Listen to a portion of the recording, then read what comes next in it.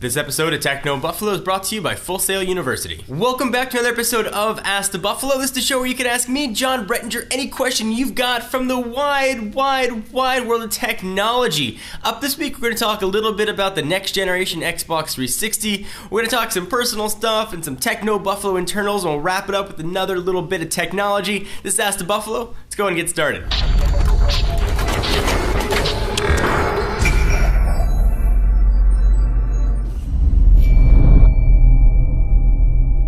Ramiz Hussein asks, hey John, you think there'll be a Kinect 2.0? And if so, what specs should it have? Yes, I absolutely think there'll be a Kinect 2.0. The Kinect has been a huge success for Microsoft. Certainly I'd expect Kinect 2.0 to launch alongside the next generation Xbox. We can call it Xbox 3 or Xbox 720, which you're hearing will launch sometime around E3. So the original Kinect was actually capable of capturing 720 video, but it was toned way down. So I expect next generation to be able to capture HD video, and with that be able to capture more points on the body, making it more accurate. Also I'd expect much more detailed face tracking, meaning you can track when you're smiling, where your eyes are looking, so perhaps there can be some motion tracking in there as well with your eyes. Actually, I saw when I was at CES, a Chinese company Haier had some awesome eye tracking technology. I would love to see that integrated to next generation Kinect. I'll only have a few more months before we know for sure. What do you guys want to see the next generation Kinect? So the next question has a little bit to do about Techno Buffalo as a whole and the company. It comes from Mark Dalton.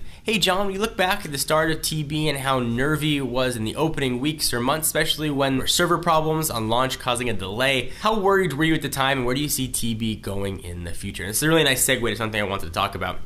When we first launched Techno Buffalo, I didn't know anything about launching a website at all. We made a ton of mistakes, and the servers just couldn't handle even the minimal traffic we were getting because of problems in the code, and it completely crashed. We had to take it down for 3 months to get it back up before we could go ahead and relaunch the site. There's always a struggle to sort of start your own company or to try and grow an organization to be the boss. Everybody wants to get to that position, but few people actually realize the responsibilities that come along with it. We made an announcement last week that one of our new additions was going to be leaving Techno Buffalo. Of course, I'm talking about Aaron Baker. And there's been a lot of comments in the video that he and I made, and I thought it'd be sort of, professional and respectful to the audience to address it maybe a little bit more. Aaron was most definitely not fired. As surprised as you guys were when he left, I was equally as surprised as us in the Techno Buffalo family was.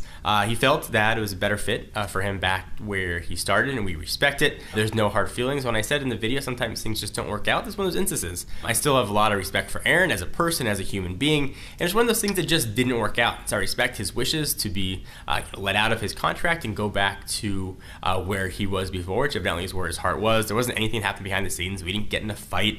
There wasn't any sort of head clashing. We still have a lot of respect for each other. And that's really the whole story. There's no sort of weird secret behind it.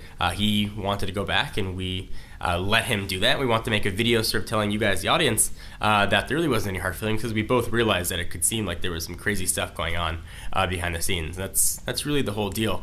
So when you guys start thinking about how you want to either grow up or what you want to do after school, or if you're in a business already, how you want to grow and you want to get up and higher, just remember that sometimes it's not always what things appear. You guys watch our videos, maybe 1 or 2 a week, maybe more. But we forget those. This is our lives, and this is our job for 8, 9, 10 hours a day, and there's a lot of things that go on maybe guys don't realize. You see a video, all you see is an end product. What I'd hope that you guys can do is maybe see the work that goes into it, the work that goes into running a company, the work that goes into securing advertisers and paying salaries and getting lighting and equipment. There's a lot to it, and it is a privilege to be able to bring that to you, and a privilege that I love and I cherish. But think of what we do and what goes on behind the scenes as sort of I try to do into my perspective a lot of things that I see. You guys are more than entitled to your opinions. I just wanted to sort of give you guys a bit more information. So hopefully that helps answer a lot of questions. All right, so let's wrap this up and bring it back to technology. 2012 is behind us, and Mark wants to know what your top 3 Android phones of 2012 would be. It's a great question.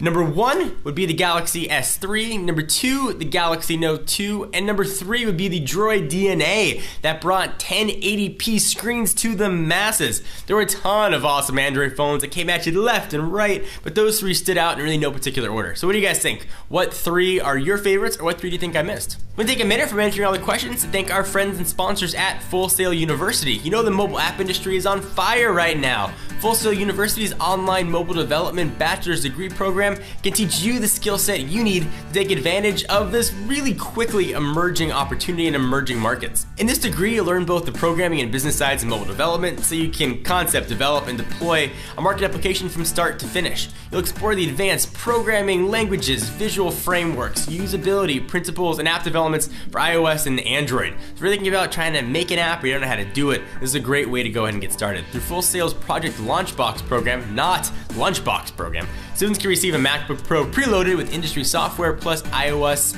and Android devices, so kind of cool. Courses are delivered through Full Sail University's immersive online education platform, which maximizes the capabilities of the Mac that you're going to be getting, giving you a learning experience that they're trying to say is unlike any other. Between the App Store and Google's Play Store, over 50 billion apps have been downloaded with really no signs of slowing down.